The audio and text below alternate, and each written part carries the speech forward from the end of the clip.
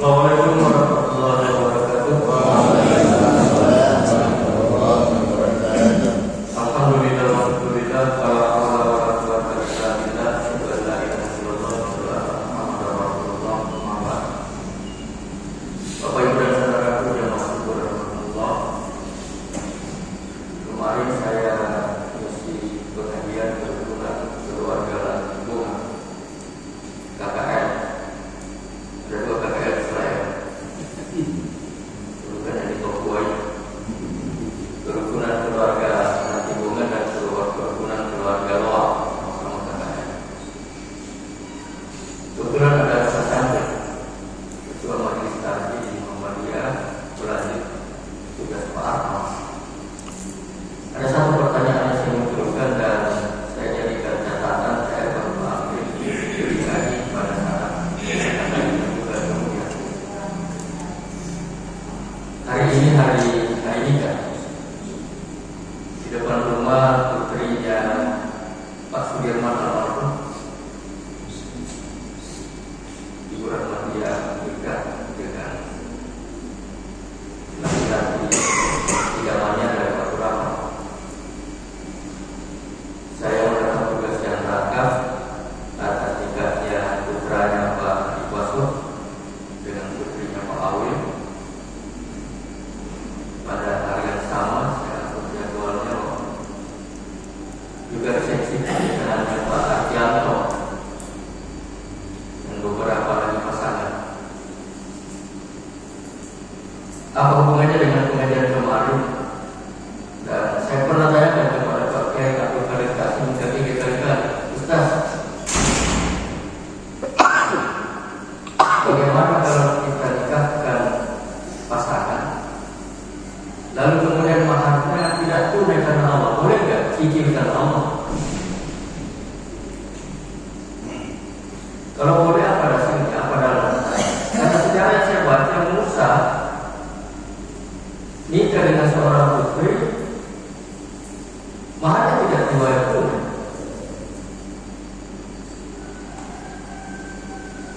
Musa bekerja sebagai tenaga peternakan di keluarganya, di mertuanya, dan tidak pernah berubah. Karena upahnya dipakai untuk membayar dan melunasi maharnya. Kalau bisa,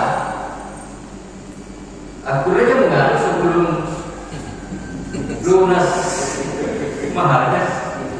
Tapi Ustaz sekali nanti dikirim ke Salman, tapi sudah. Kemudian kadang-kadang kita melanjutkan tugas sebagai balik pencerahan, boleh jadi muncul pertanyaan dan orang membaca sejarah. Itu saya mengatakan, bisa nggak tunaikan Allah dan kemudian sebelum lunas maharnya itu apakah sudah bisa berhubungan suami istri atau nanti nunggu lunasnya maharnya baru bisa? Baik, ada nggak itu tadi? Sampai pernah muncul kasus di pengadilan agama dan ini bisa menjadi. Yang kedua, setiap Rabu malam Bapak dan Ibu kami lakukan kajian tahji di Masjid Muhammadiyah di Jambi. Ada beberapa dalil yang disebutkan oleh Pak Jambi, Pak Abid. Bagaimana sunnah, bagaimana sunnah tapi tidak kemudian dikaji sebagai sumber. Lalu kemudian bagaimana haji, bagaimana Quran. Tapi yang muncul ketika itu ada figur Hazairi. Hazairi ternyata Faiz adalah tokoh akademisi. Dia pernah menjadi menteri dan beliau yang sangat mewarnai kompilasi hukum Islam.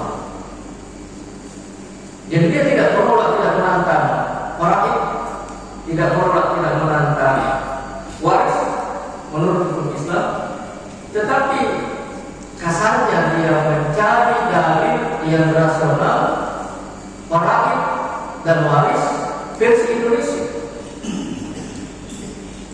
Kajiannya banyak.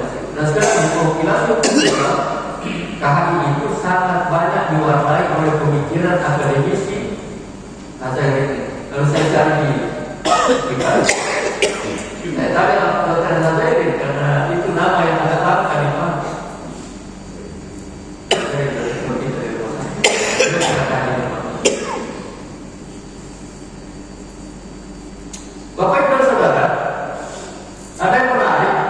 ketika Pak April itu menyampaikan kajiannya, karena selalu tahu kalau meninggal bapaknya, lalu ada istri, lalu ada anak, bagaimana kemudian orang tua dan si bapak ini 3 kali 4 kali seni bapak meninggal, Pak Nasir protes, jangan selalu suami meninggal, bagaimana kalau istri yang meninggal, kenapa suami terus yang meninggal? Itu nanti tadi. Dan pesan yang disampaikan oleh Pak Jamil dari dalam-dalam ini, pelajari Al-Quran dan ajarkan. Tapi ditambah pelajari fahim, waris dan ajarkan. Dan ini ilmu yang paling detail, paling lengkap, paling rinci, paling rumit. Dan kata Nabi, boleh jadi inilah ilmu yang paling cepat ditinggalkan oleh Tuhan. Dan ketika hukum itu ditinggalkan, akan terjadi banyak fitnah atau musibah. Orang akan menentukan sesuatu dengan seleranya, emosinya. Satu hal yang saya tanyakan kepada beliau, Bapak dan Saudara, Pak April, hukum sudah jelas. Bagaimana tarji, bagaimana Al-Quran, bagaimana hadis, bagaimana kompilasi hukum Islam. Boleh nggak orang itu membagi warisan berdasarkan musyawarah? Contoh, ada seorang ayah meninggal, anaknya 2-3 orang. Tapi kemudian si laki-laki yang pelipur itu mengatakan, menurut hukum, jatah itu 2 dibanding perempuan saudara-saudaranya. Tapi saya sudah banyak menggunakan harta sampai disekolahkan oleh bapak itu hingga sampai cukup. Jangan diambil itu jatahku, karena saya sudah mendapat jatah. Boleh tak begitu? Sama seperti itu. Pak Yarul mengatakan boleh, tapi jelaskan dulu bagaimana kedudukan hukumnya. Baru tentu musyawarah yang tidak ada orang yang merasa dirugikan. Sepanjang tidak ada pihak ahli waris yang merasa dirugikan, itu boleh, tapi jelaskan dulu bagaimana jatah mereka berdasarkan. Bapak Ibu dan Saudara, jemaah saya mau teruskan Musa ini waktu muda, saya mohon maaf, saya sudah sebagian bagi teman yang sudah pernah saya sampaikan ini, orang yang lain masih di mana saya pernah berkesimpulan sementara bahwa Musa ini waktu mudanya juga ternyata Paulus. You know Paulus? Ceritanya begini, dia muda, waktu itu Red bahkan aja biasa lagi, karena solidaritas dia bangun temannya. Tapi nggak tahu itu apa yang dipakai Musa. Tiba-tiba ini orang lawannya gimana? Itu mati di tangan Musa. Musa tidak berniat membunuh, maka dia merasa bersalah, merasa berdosa. Kemudian khawatir nanti dia dibunuh, dia tidak tahu. Terus pergi meninggalkan kampung, semakin jauh dengan mengikuti Nabi. Akhirnya dia tiba di sebuah kampung. Di kampung itu, di pinggiran kampung bapak dan ibu, ada satu kelompok laki-laki berebutan sesuatu. Musa belum tahu apa yang diperebutkan laki-laki. 2 muda berebutan sesuatu. Musa belum tahu, masih jauh. Dia belum tahu apa yang diperebutkan laki-laki. Tapi agak jauh, ada 2 gadis yang berdiri termangu menyaksikan laki-laki berebutan sesuatu. Nah, di sini kesimpulan sementara itu. Kenapa? Musa sebagai laki-laki tidak mendekati laki-laki berebutan sesuatu itu. Justru ternyata perempuan itu lebih kuat. Dia mendekati 2 gadis. Kenapa kalian di sini? Kami mau mengambil itu air yang diperlukan oleh laki-laki untuk minum karena kami tidak mungkin berebutan di sini karena kami perempuan. Orang tua kami itu berenang, tapi nggak bisa lagi mengambil lagi dan makanya karena kami banyak yang kurus karena setelah mereka habis berebutan kami kesana sudah habis. Terus mengatakan, boleh saya bantu? Nah, tawarkan jasa kecil. Boleh saya bantu? Ayo ke sana. Lalu apakah air garam, apakah bina, apakah bumbu, apakah banting? Dia isi Musa kemudian berebutannya. Kasih garis pulang. Tiba di rumah bapak dan saudara, bapaknya curiga, kalian tidak dapat air lagi, kenapa cepat pulang? Tidak, ada pemuda yang banyak membantu kamu, itu nama kandung kasih. Ini si bapak tertarik dengan mental pemuda. Panggilkan pemuda ini, saya mau kenal. Nah di sini skenario nggak tahu apakah skenario Allah, apa skenario bapaknya. Yang jelas, waktu bapak memiliki anak yang 2 gadis ini, hanya 1 orang yang diberikan. Padahal pemuda dipanggil, kenapa bukan 2-2? Dan adanya si gadis yang disuruh ini juga tidak protes ayah. Yang saya mau panggil ini pemuda asing, jadi kita belum tahu bagaimana saya kesukaannya dia. Kenapa? Tidak protes. Dia berkata, dia panggil anak muda, ayahku manggil anak. Dia mau kenal. Maka berjalan. Kalau Musa, kalau Musa ini mau pasti berjalan berdiri. Berjalan berdampingan sambil ngobrol kopi silat. Kampung antara rumahnya orang tua ini keluarganya dengan kampung merusaklah. Tapi Musa tidak berdampingan, dia beriringan. Musa di belakang. Logikanya karena Pak Bukal gadis ini yang tahu bagaimana situasi jalan di kampung itu, dari kampung tempat berebutan air itu ke kampung merusaklah, salah pakai. Tiba-tiba Musa menyambut dengan murka, kaget si gadis. Dikira apa? Musa bilang, semuanya ada di belakang. Kira-kira masih ada lebih. Kita bisa bayangkan pemuda dan gadis berjalan melewati sebuah tempat yang sepi. Saya berminta maaf, istighfar, ternyata bukan musuh Allah. Seandainya Allah, pasti dia berjalan berdampingan sambil ngobrol, kopi siang. Tidak, dia berjalan beriringan. Musa di belakang awalnya, tapi karena dia menjaga kesetiaan batinnya, jangan sampai dia terganggu dan tergoda, akhirnya dia saling. Apa yang saya bahas di sini? Sabar itu ada 3 yang selalu diulang yang oleh para penceramah hanya as-sabr indal musibah. Waladabulanakum bisyai'in minal khawfi wal ju'i wa nafsin minal amwali wa anfusi was samarat. Itu as-sabr indal musibah. Ya ayyuhalladzina amanu ista'inu bis-sabri was-salah. Inna Allaha ma'as sabirin. 2 kata sabar di situ. Waladabulanakum bisyai'in minal khawfi wal ju'i wa nafsin minal amwali wa anfusi was samarat. Wa basyiris sabirin. Sudah 3 kata. Ini semuanya sama berorientasi pada indal musibah, ketakutan, kelaparan, kekurangan harta, kekurangan berbuah, dan terutama kekurangan jiwa. Sementara Musa ini menerapkan as-sabr 'anil maksiyah, sabar menghadapi maksiat. Punya kesempatan, punya kemampuan untuk melakukan maksiat, pelanggaran, dosa, tapi dia bersabar untuk tidak melakukan itu. Itulah yang dilakukan oleh Musa. Musa punya kesempatan hanya berdua lewat di tempat sepi, gak ada orang lain. Dia punya kesempatan, dia punya kemampuan memutar kenaikannya. Gimana Pak Jamal? Dia punya kemampuan, dia punya kesempatan, dia bersabar tidak melakukan itu. Bahkan saking izinnya dia menjaga kesucian batinnya, dia salut dengan dia salut kepada gadis. Supaya saya katakan, ini penerapan aplikasi as-sabr 'anil maksiyah. Punya kesempatan, punya kemampuan untuk melakukan maksiat, tapi dia bersabar tidak tahu.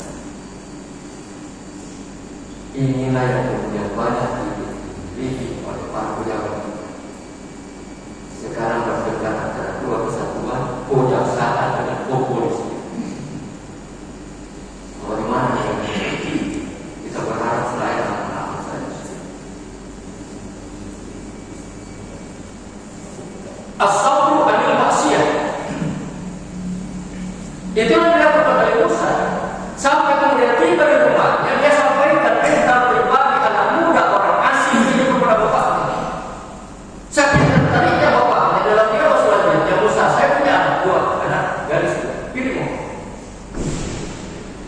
Siapa mau makan? Musa lagi dikali. Ada yang punya sumberan. Sumberan bagaimana dia lari dari kampung karena membunuh orang tanpa sengaja tanpa niat. Ternyata ini roman mukanya Musa dibaca oleh bapaknya si gadis itu. Aku mau mikir. Maka di situlah kemudian saudaraku, ungkapan gadis ini diabadikan dalam Al-Quran. Ya abad istajirhu, inna khaira man istajarta al-qawiyyu amin. Ayat ambil dia sebagai tenaga dalam peternakan kita. Sesungguhnya tenaga dalam peternakan yang sebaik-baik tenaga, inna khaira man istajarta al-qawiyyu amin. Orang yang kuat, cerdas, pintar, tapi juga amanah. Nah ini yang kemudian dikembangkan oleh para ahlinya, bahwa syarat seorang pemimpin al-qawiyyu amin, syarat seorang kepala desa al-qawiyyu amin, syarat seorang anggota DPR al-qawiyyu amin, syarat sebagai seorang suami al-qawiyyu amin. Kita dikembangkan dengan aplikasi buat aspek kehidupan. Tapi itu adalah ungkapan gadis ini, sarannya kepada ayahnya, panggil dia sebagai tenaga berguna, karena dia orang kuat dan aman. Kuat membantu dia dalam mengambilkan air, aman karena dia jaga kesucian hatinya sampai dia saling mendarat karena dia mengharapkan saya cepat saya nikah. Nah di situ lah nikah. Karena Musa kalau siap maka dia bilang cicip. Ya, jadi dia dapat upah sesuai dengan standar, tapi tidak pernah diterima upahnya karena dipakai membayar mahal. Itu. As-sabr yang pertama sesungguhnya adalah as-sabr fit ta'ah. Jadi yang ketiga itu as-sabr fit ta'ah, as-sabr anil maksiyah, as-sabr indal musibah. As-sabr fit ta'ah, sabar dalam arti ta'ah, sabar dalam konteks taat. Perintah agama banyak yang selalu harus kita dahulukan ketaatan, baru kemudian kita kaji apa manfaat apa hikmah. As-sabr fit ta'ah. Salah satu di antaranya bertubuh kepada Allah. Berita fikihnya harus pakaian seragam putih. Orang yang mengkaji hikmahnya inilah miniatur barang mahsyar. Inilah aplikasi inna akramakum indallahi atqakum. Gak ada beda antara orang kaya dan orang miskin di alam. Tidak ada beda antara orang pintar dengan orang biasa-biasa saja. Tidak ada beda antara pejabat dengan rakyat biasa. Gak ada beda, semuanya sama. Seperti itulah kondisi di pada masyarakat saat kita berantri menunggu hisab. Dan berkira di situ inna akramakum indallahi atqakum. Ketika ada perintah untuk memakai pakaian seragam putih, taatnya didahulukan. Baru kemudian hikmahnya itu tadi. Sholat, kenapa subuh 2 rakaat, duhur 4 rakaat, asar 4 rakaat, maghrib 3 rakaat, kemudian isya 4 rakaat. Setelah dikaji, tapi lakukan ketaatannya dulu. Setelah dikaji, ya Allah luar biasa manfaat medisnya kesehatan. Tapi dalam aplikasi sunnahnya banyak sekali kehidupan sehari-hari kita.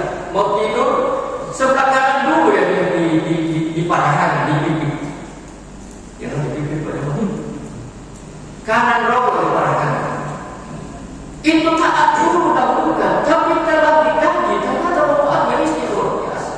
Seluruh organ di dalam kita, jantung, paru-paru, limpa, pankreas dan lain-lain itu bermanfaat positif ketika kita tidur dan awalnya sebelah kanan itu. Tapi tak ada yang didahulukan. Ini disebut sabtu.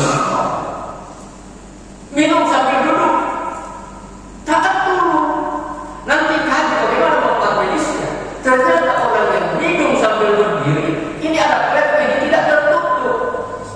Tidak terbuka, saudara, tidak terbuka. Tertutup ini klep, saringan itu.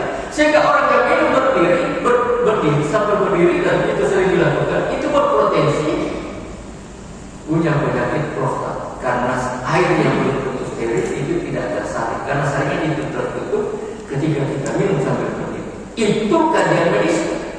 Ketika kita minum sambil duduk, saringan itu terbuka sehingga air yang belum tentu steril masuk di saringan itu. Kenapa kita dianjurkan kencing sambil duduk? Tak perlu. Ini yang menjadi persoalan masjid kita, karena masjid masih banyak menggunakan tempat kencing itu masih posisi berdiri. Ya. Padahal petunjuk agamanya duduk. Kenapa? Setelah dikaji medisnya, orang yang kencing sambil berdiri pertama berpotensi tidak sah sholat. Karena para imam salat teman ini tidak sah sholatnya. Kenapa? Ada najis. Tapi ketika kita duduk, maka kemudian berarti itu terbuka, lalu kemudian air itu masuk dalam saringan. Ketika kita kencing sambil, maka itu akan kemudian seluruh itu kencang keluar air. Tapi kalau sambil berdiri pun potensi tidak sah sholat kita karena najis. Nah, posisi duduk pun saya pernah lihat tidak kedek-kedek begini biasa Pak, tapi harus miring sedikit. Jadi tumit ini mendesak ini politik, atau bahasa Indonesia politik. Nah, ya kalau ini atau sebelah kanan. Kenapa? Karena itu akan mendorong kekuatan yang dari sini untuk air seni keluar ke atas. Kalau tidak begitu, dia berpotensi ketimbang. Kenapa? Karena tidak tuntas. Itu dahulukan usahanya. Kenapa dia mengatakan bagaimana dengan tangan?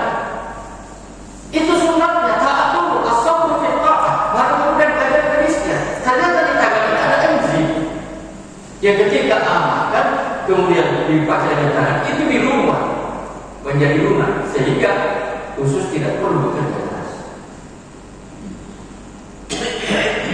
Bapak Ibu saudara, ada yang salah di tradisi Israel kopi Solo.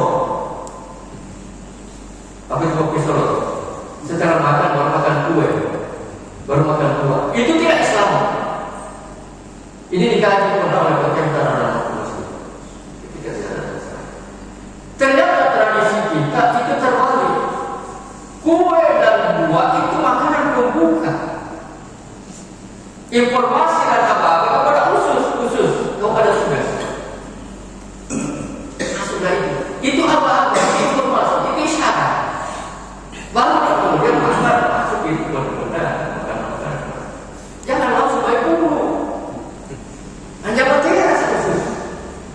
Bahkan di penjelasan benar kalau tidak ada antar dia dengan maknya. Makanya kalian itu guru wasrabu walaupun seribu, bukan dulu wasrabu kemudian tidak, tapi dua-duanya guru wasrabu walaupun seribu yang menjadi inti masalah. Jangan berlebihan. Nah, maka kemudian ada kajian medis kalau makan dibagi tiga kantong makanan. Ya, separuh benda padat, sepertiga benda cair, sepertiga benda gas. Tapi ini biasa benda padat dari asapnya itu. Sehingga begitu masuk benda cair, langsung benda gasnya dalam dinaik ke atas merah, dalam dalam itu dipaksa, itu tidak sehat.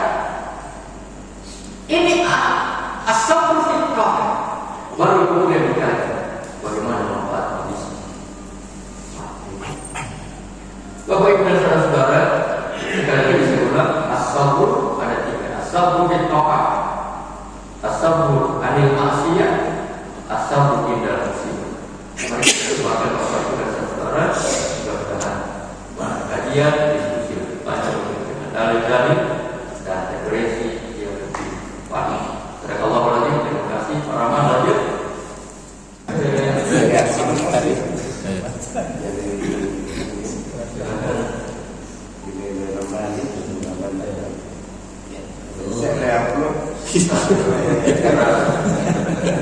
Alhamdulillah.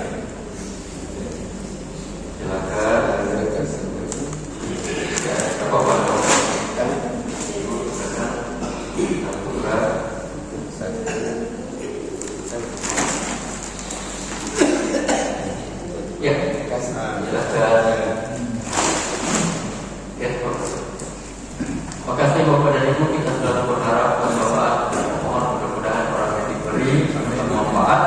Amin amin. Orang yang memberi keluarga. Amin. Yang memiliki semoga kita dapat pahala. Amin. Amin. Insya Allah Pak Rahman akan mengkoordinasi saat subuh yang akan datang akan dilaksanakan di Masjid Hajjah Maimunah, masjid baru yang sudah diberikan oleh Pak Rahman di dekatnya Antur, Ignas, ke barat.